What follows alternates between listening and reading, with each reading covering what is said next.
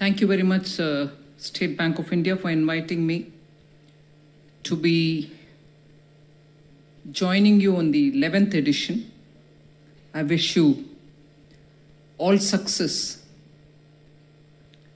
entering into your second decade, talking about various critical issues which matter to the country.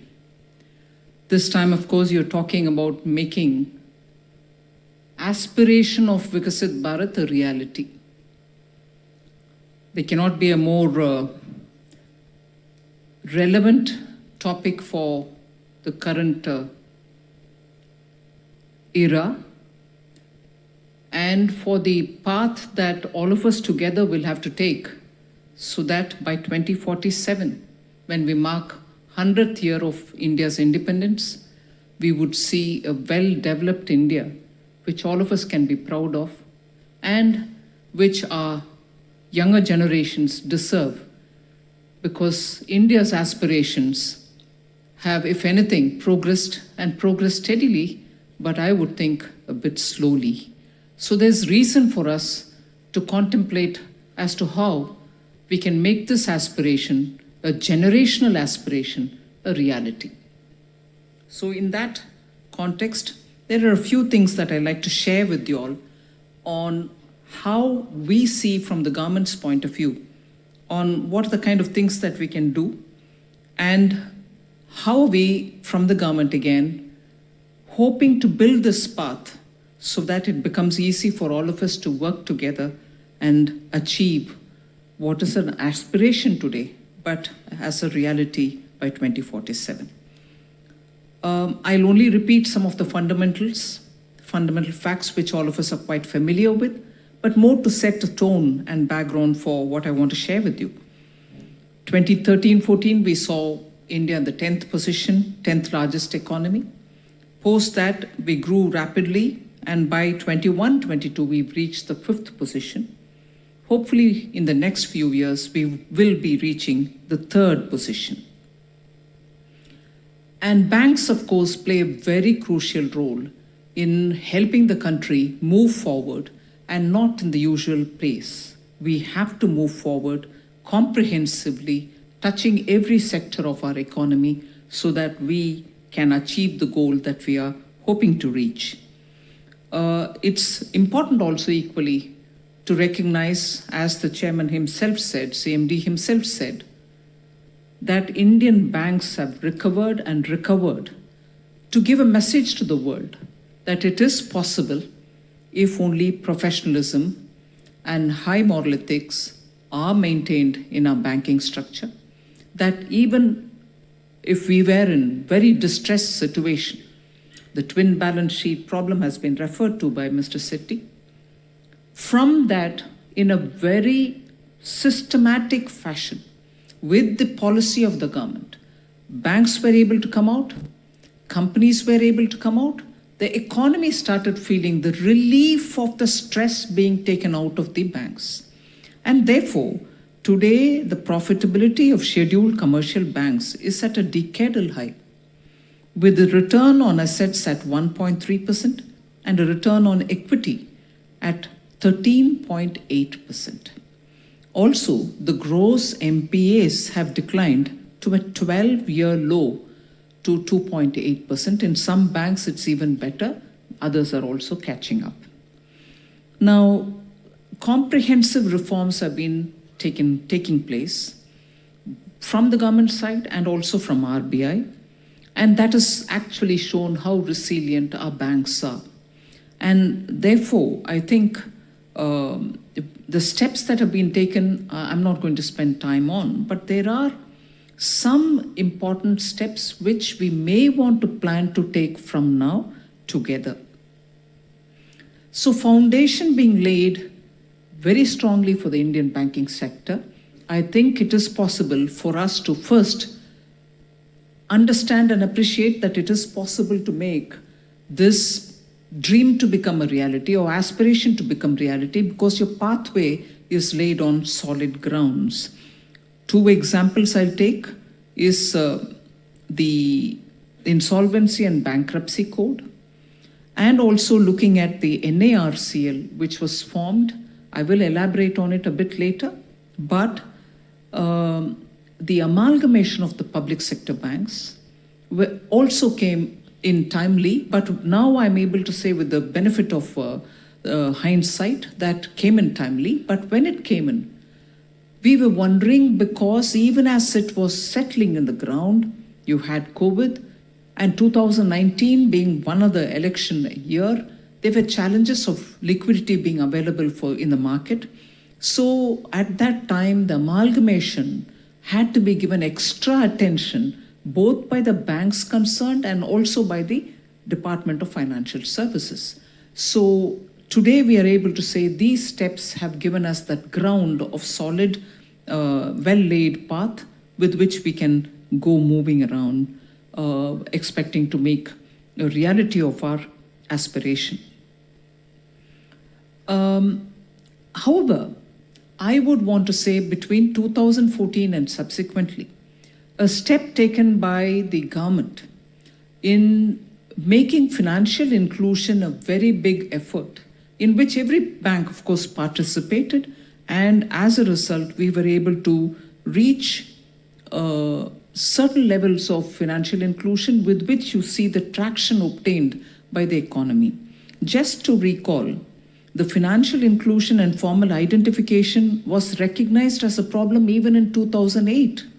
But between 2011 and 21, the number of adults with an account in a formal financial institution doubled from 35% to 77%.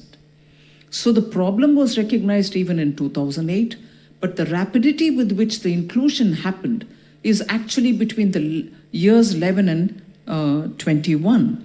And the achievement has narrowed the gaps in financial access between the rural and urban areas. With this in our hand, we can further plan for very many more things. But financial inclusion, as you all would appreciate, is not just about opening bank accounts. It's about ensuring access to credit, insurance, investment opportunities for all, and so on. So, with each one of these being on their own a significant element for our aspirations to become reality, there's so much work to be done. We need to have the digital financial inclusion as one of the very important goals, so that cost-effective digital means can reach everybody. We need to continue to innovate, ensure that every Indian, no matter which part of the country he remains, however remote the location, becomes a part of the financial inclusion programs. The RBI had highlighted differences in digital adoption, cybersecurity efforts, and also mobile banking application ratings across various groups. And this presents a unique opportunity for public sector banks to create innovative, secure, and inclusive digital solutions by investing in advanced technology, strengthening cybersecurity frameworks, and making sure public sector banks can set new benchmarks in digital banking. Over the decade, through the Jan Dhan Yojana and the DBT, 54 crore Indians, men and women, at the last mile and outside the formal banking net have all come to enjoy the fruits of financialization. The next wave of financial inclusion, therefore, should see the transformation of these savers in the banks also to become investors of great acumen, so we can create large self-reliant domestic financial system that bodes well for both the resurgent global south and for India as well.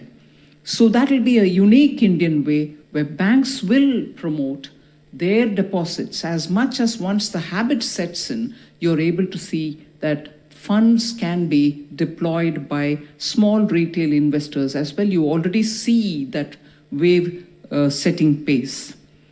Together with this, equally, I would suggest digital financial literacy must be also a priority to build public confidence. As it is, we find a lot of concern about the way in which digital financial misleading access to some fraudsters are causing a lot of concern in the mind of public. But I would think it's equally all our responsibilities to make sure that we keep the public confidence intact. Otherwise, in this large and also very ambitious plan to go forward to achieve a developed India, we shouldn't lose the public's confidence. And in managing the banks, we should therefore be extremely careful that governance is given a priority. So by addressing both the access and also quality aspects of financial inclusion, I think we can ensure that all segments of the society get to travel in this journey towards Vikasit Bharat. However, I think the banking system, with cleaner balance sheets now and adequate capital buffers and robust earnings, are actually very well positioned to finance, I would think, long-term projects, but not really as long-term as you get into once earlier. We faced that situation, if the asset liability mismatches. We should extremely be careful about such anomalies. And I would think, therefore, the recent results of the public sector banks, if only we can spend a minute recalling it, the operating profit for the first half year of FY25 was 1.5 lakh crores, which is 14.4% year-on-year growth, and net profit for the same period is 85,520 crores, 25.6% year-on-year growth. Gross and net NPAs of the public sector banks stood at 3.12% and 0.63% as of September 24. So the third very important indicator for the bank's health and robustness is the capital to risk-weighted assets ratio, which stood at 15.43% in September 24 against regulatory requirement of 11.5% only. So you're really having sound, healthy, fit banks who should now, with confidence, chalk their future. Even with this resilient picture, I would equally and hastily add, we find that India's bank credit to GDP ratio stands relatively low at around 58.7%. I'm talking of 23-24 figures, compared to global averages.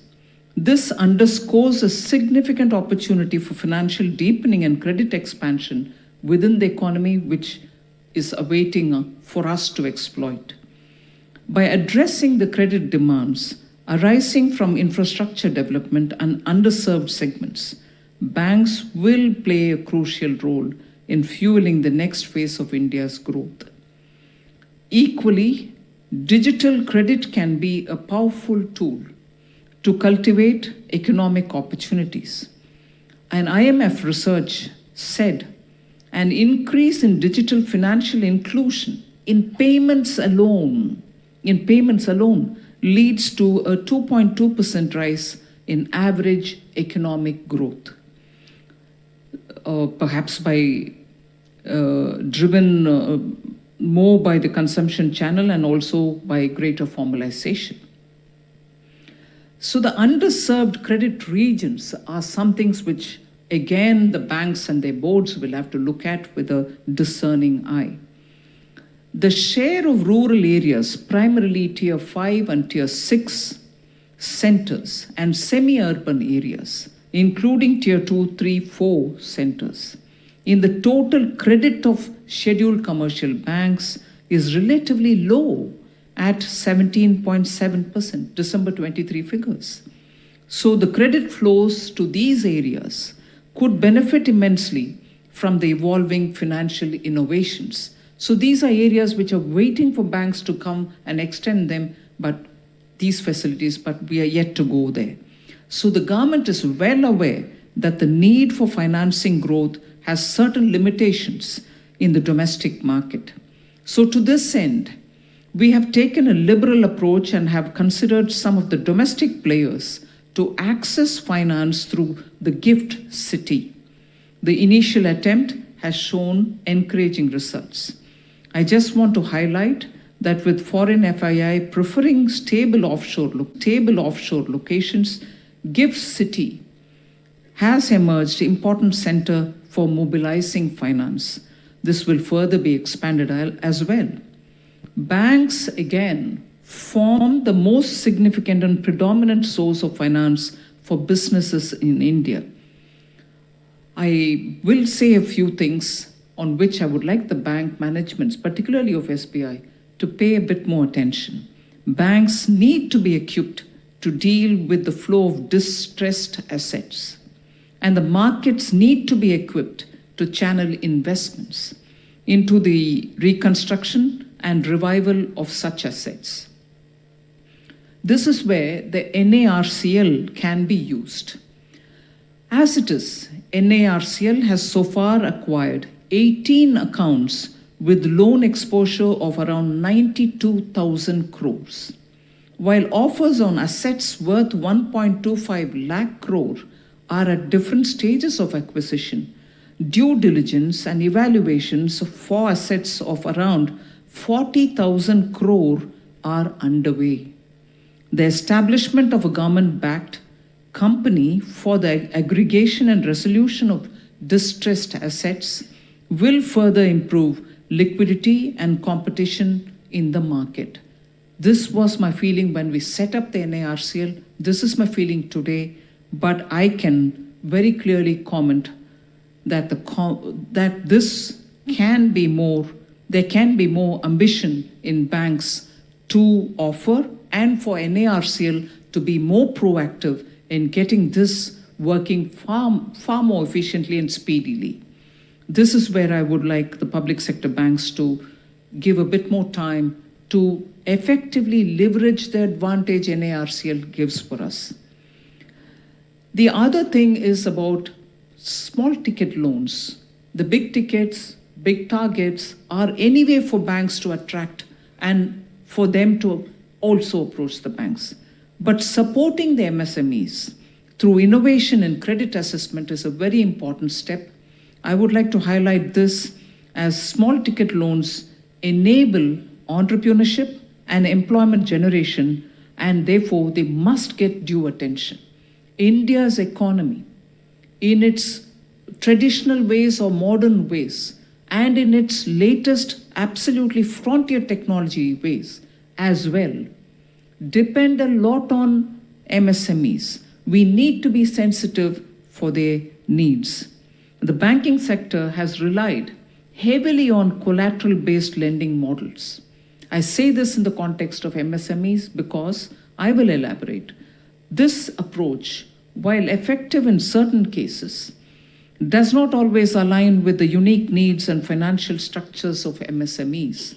We are talking about making aspiration of Vikasit Bharat a reality. Bharat cannot be Vikasit if only some layers have access to credit, access to better banking facilities, access to global finance, but the bulk, which is the MSME, which has been the character of India's economy, can be left aside. No, it is not possible. And therefore, we need to have an approach with which banks have to access MSMEs. And that is why when I said banking sector has relied heavily on collateral-based lending models, you would recall that in this year's July full budget, we have come up with announcements for MSMEs. If banks were hesitant to give them term loans because you needed collateral and substantial collateral, the budget has announced collateral-free, meaning it is being sovereign fund supported, loans to be given for banks, for MSMEs. So since that expectation of collateral-based lending does not always align with the unique needs of financial structures of MSMEs, the government has come forward with at least 5 different offers for MSMEs through the banks. So this involves adopting and developing new models of credit evaluation of the MSMEs also. That is why the announcement included that the public sector banks will now transition towards alternative credit risk assessment models, such as the cash flow based lending. Cash flow based lending has the transformative potential which is so required for our aspiration of Vikasit Bharat to become a reality, to address the working capital requirements of MSME units. MSME not merely as a sector of risk, but as a sector of brimming opportunities, what has got to be on the top of the table for public sector banks. And that is why even a few days back, I set a target of an additional MSME lending of 1.54 lakh crores in this financial year for the scheduled commercial banks and NBFCs, beyond the estimated 4.21 lakh crores to be lent this year with just business as usual approach. So this increase will be sustained in the next 2 years as well. Banks should target lending, I said, 1.54 lakh crores more this year than the usual business as usual limit of 4.21 lakh crores. But banks next year for 25-26 should target lending of 6.12 lakh crores and 7 lakh crores for 26-27 for the MSMEs. I'm not getting into the detail of PM Vishwakarma and Yojana like that, but notable shift in the saving and investment preference of households are seen nowadays compared to the past years, and therefore there is a need to innovate to address the growing gap between credit demand and deposit mobilization as well. So I would underline that, because banks need to mobilize deposit. I've said this several times. Your core business is to mobilize deposit and lend money. I wish that core is looked into again only to pursue it further.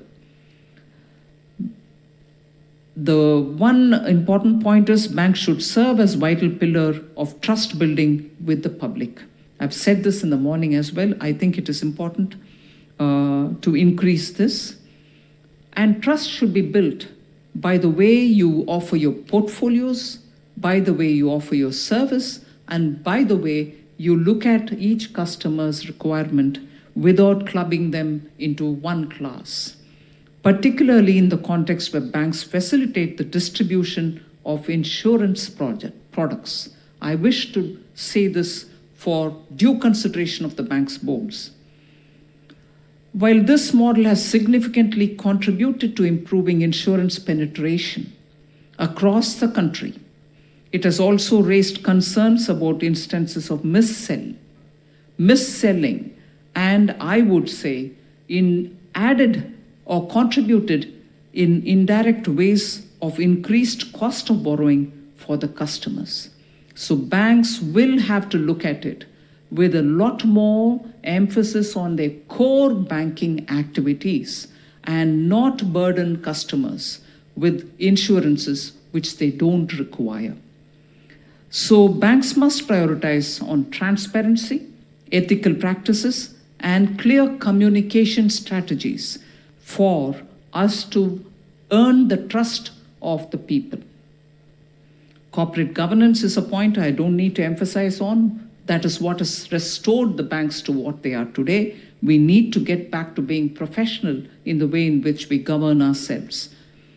Cyber hygiene is another point on which I would like you to give a lot of investment and time. We need to be sure that we are proactive. Banks can create more informed and vigilant customer base, reducing the risk of digital frauds. Honorable Prime Minister also spoke about digital frauds, really now becoming an anecdote every day, at least from one person to the other. We need to take a lot of steps to take care of earning the trust of people. One last word before I finish. I need to address the concerns arising from recent signs of moderation in certain economic indicators. The concerns are there. I want to address them in just a few words. Whilst I acknowledge the remarkable growth trajectory and promising prospects of the Indian economy, it is also important to address the concern, and that is what I'd like to say in a few words. Let me assure you that the government is fully aware of the challenges posed by both domestic and global factors. There is no cause for undue concern. India's economy remains resilient, underpinned by strong macroeconomic fundamentals, moderating inflation, a robust external position, and continued fiscal consolidation have reinforced confidence among both consumers and businesses. Recent high-frequency indicators also reflect sustained growth momentum, record e-way bill generation, buoyant trends in rural demand, and strong PMI data for manufacturing and services underscore the steady pace of economic activity. Furthermore, FDI inflows have demonstrated healthy growth in FY25, reinforcing global confidence in India's economic potential. Our foreign exchange reserves comfortably cover 11.8 months of imports and exceed 100% of external debt, underlining the strong net buffer in the Indian economy. So, let me assure you all that the government is closely monitoring an evolving situation. We remain committed to taking all necessary measures to ensure that India remains fully and firmly on course to become the third largest economy in the world. Thank you very much.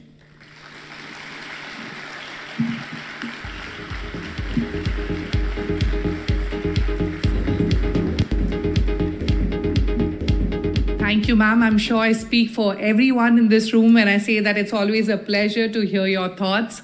Request you to kindly remain on stage and get seated for a quick Q&A session. And for that, I would like to invite back on stage the Chairman of SBI, C.S. Shetty.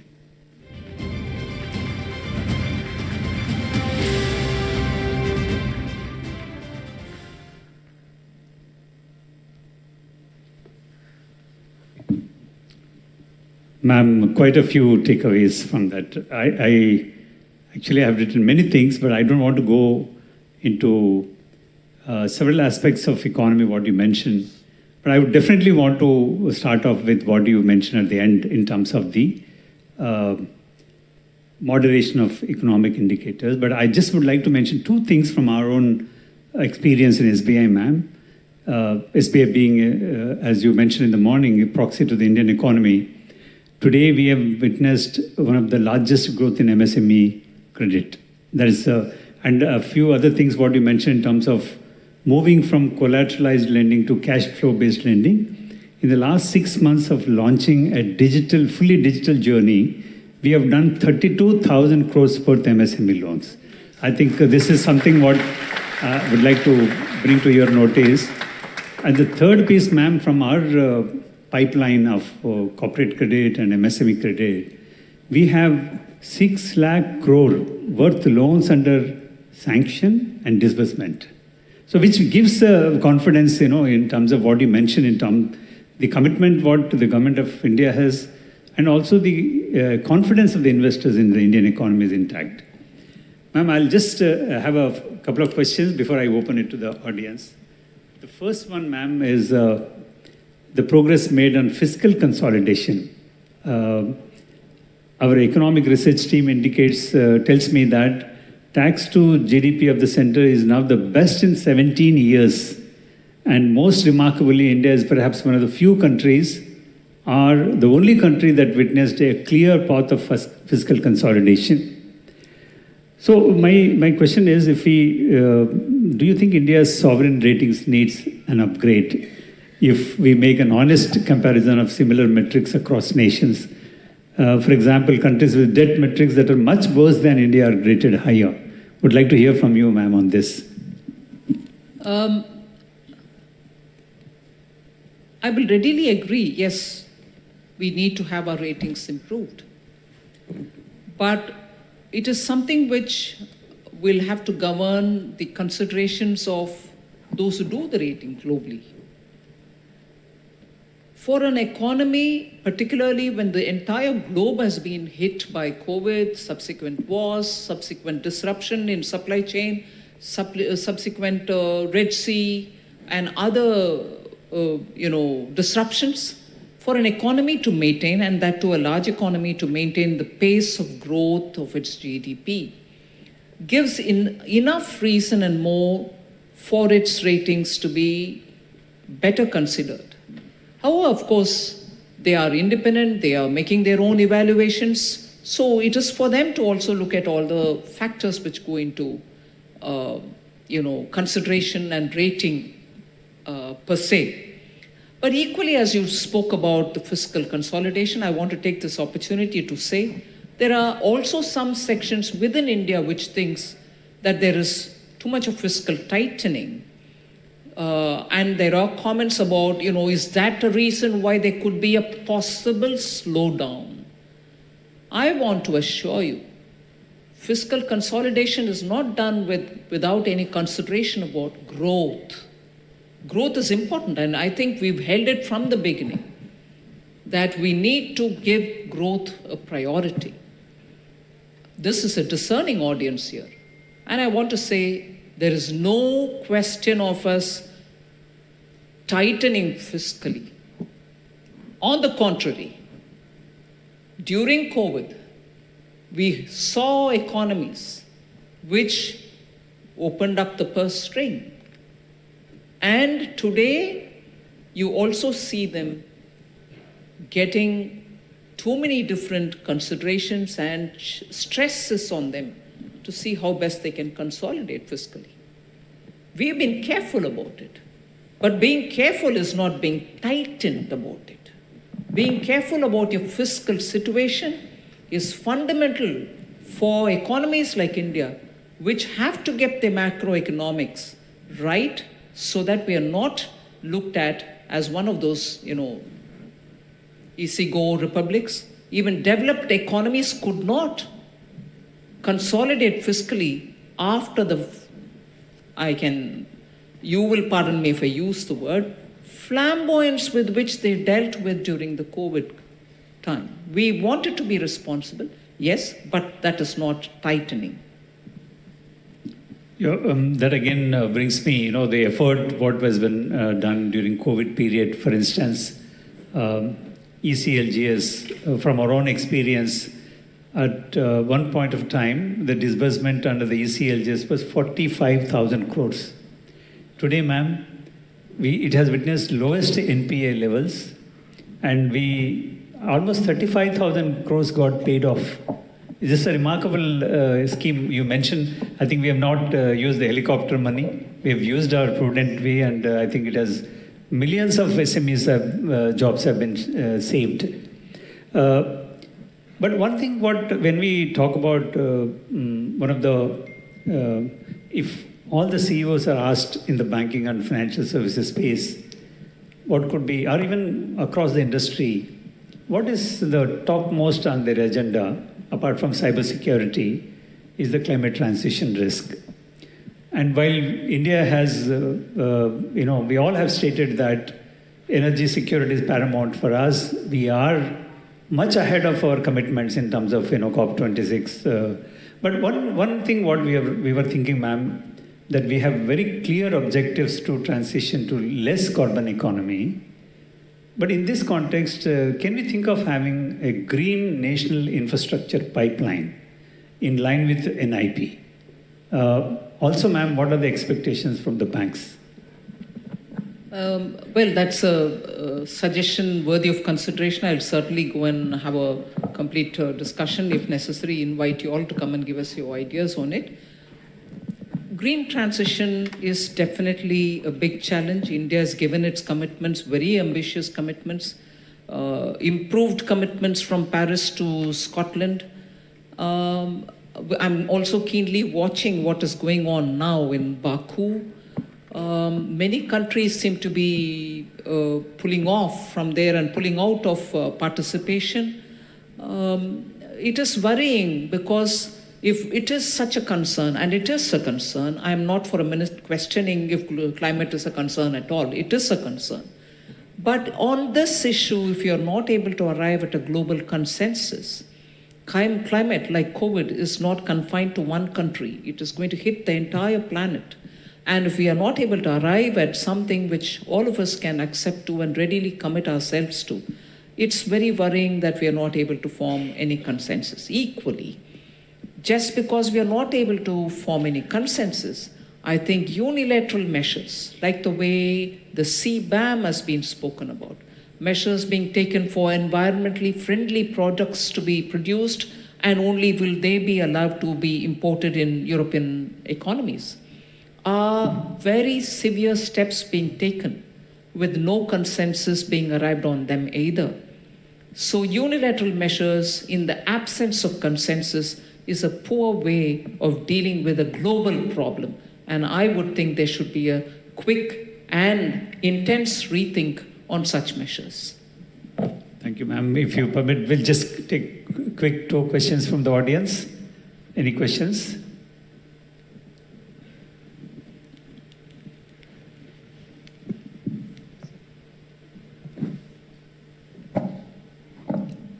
Good afternoon, ma'am. We have already seen towards Viksit Bharat strategy, Government of India has come out with number of interventions, sectoral intervention as well as Gati Shakti schemes, which has a noticeable impact on the ground.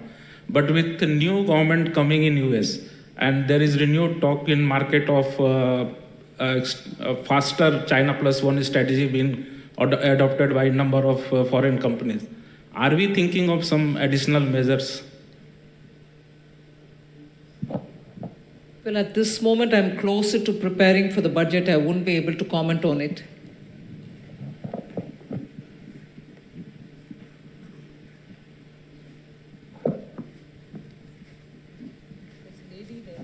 There's a lady there. You can, but I think they're sending the mic as well. Getting the mic. Please Can the give mic be here. sent to the lady, please?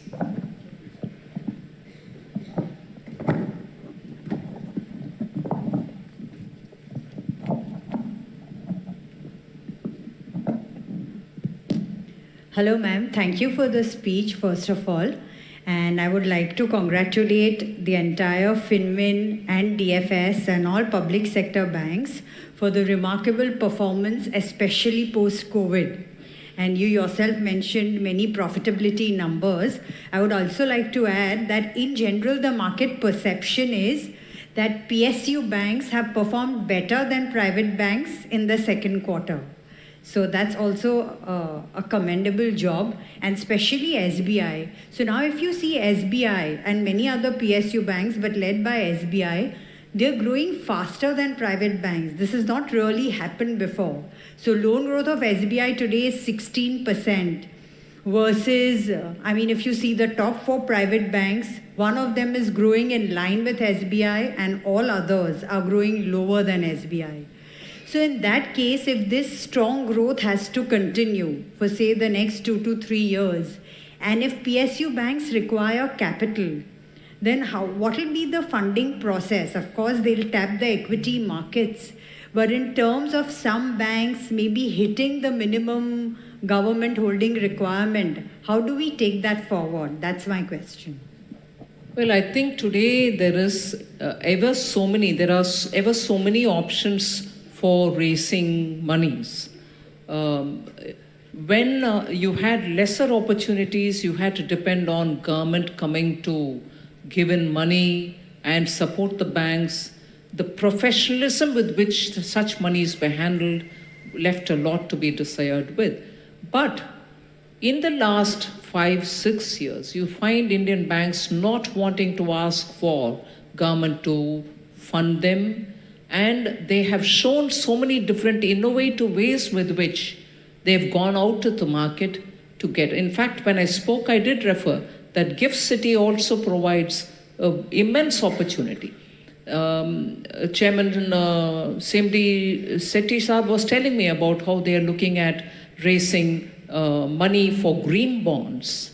And today, if the numbers which he was referring to about the bonds that they are raising, they are doing very well. They are going to get one of the best rates for themselves. So banks are being innovative. Banks are going out there to come up with solutions to address their liquidity requirements. So I would leave to the boards of the banks to see what are the best ways they can do it rather than a government-guided process. Okay, ma'am. Thank you so much.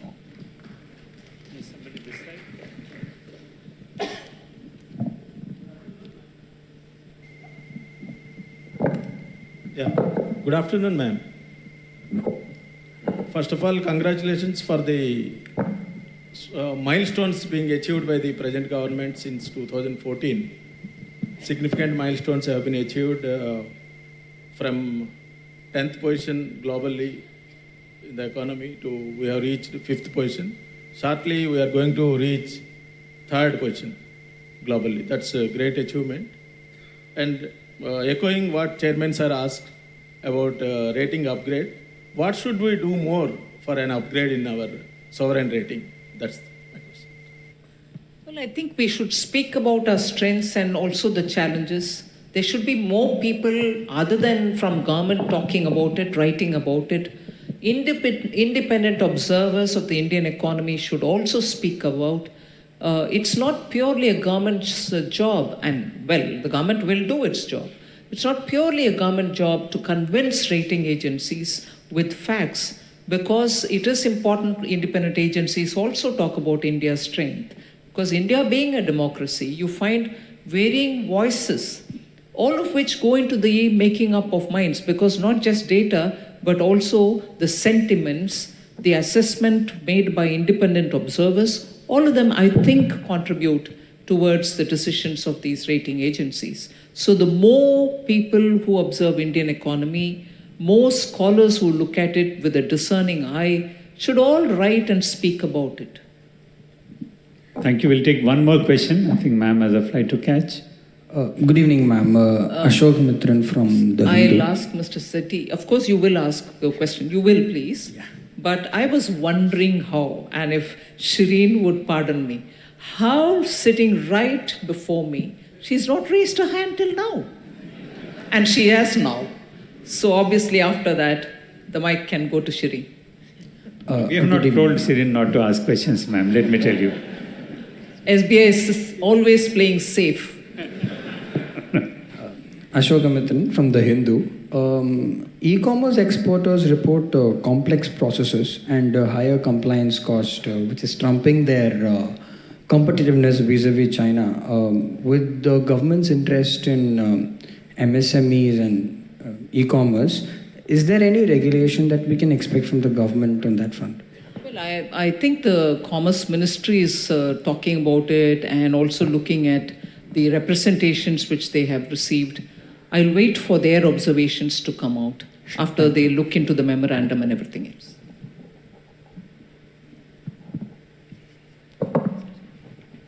Someone can give mic to Shirin.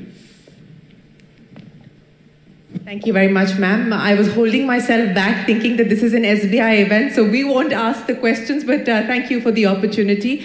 I want to add to the I's that Mr. Sethi mentioned today, and I'll add two of them: inflation and interest rates. How concerned are you about inflation, and what is the view as far as interest rates are concerned? Do you expect a cut anytime soon, or do you believe on account of where inflation is at this point in time, the cut perhaps is going to be further pushed out? This is a question which I'm sure every journalist would love to ask. And Shireen leads the bandwagon. I respect her for asking me this question. I will certainly try to give an answer. Please sit. I know there is, like the way I said about fiscal consolidation, fiscal tightening, there is also this discussion about inflation. The question that it is the top three perishable goods, which are causing stress onto the inflation numbers, whilst for the core others, the numbers are actually in the low 4 or 3. On the higher end of 3, but lower end of 4, and so on. I do not want to get into this debate of whether perishable should be part of inflationary measure index or whatever, and whether it is just a supply chain problem, demand supply problem, we should influence the decision of the MPC or not. Yes, we know India periodically and cyclically suffers from adequate supply of perishable commodities. We as a government are making a lot of efforts towards scientific and more rigorous storage facility for perishable commodities. So till you really get on the top of that issue, you will periodically have this problem of tomatoes, onions, and potatoes causing immense stress in a cyclical fashion. When you have this harvest season, you get it all, and later if there has been a rain or a drought and end of the supply season, you always have a shortage. We try to import, we try to make up. And edible oil is another thing. I think the government is doing right by supporting growers to have more oilseed production. We've even brought in a palm oil mission so palm can be grown in favorable climatic zones of the Northeast. We are making sure the pulses are being brought in as and when there is a requirement. But global markets don't go by your demand and supply ups and downs. They want a consistent flow of pulses to come into India. So complex issues, but very much affecting the common man. So inflation gets actually very, very volatile because of the supply-demand constraints. Equally, I think what is important is when you look at India's growth requirements, and you can have so many different voices coming out and saying the cost of borrowing is really very stressful. And a time when we want industries to ramp up and move building capacities, bank interest rates will have to be far more affordable. So I'm putting as much what Shireen asked me as a reply back to you saying these are our requirements if we have to make Vikasit Bharat not just an aspiration but as a reality. So we need to have a lot more conversation on this, and I would stop at that. Thank you very much, ma'am. Thank you, ma'am, for your time. I think you have to leave. Thank you very much. Ma'am, and thank you, Mr. Shetty, for that insightful and very engaging discussion.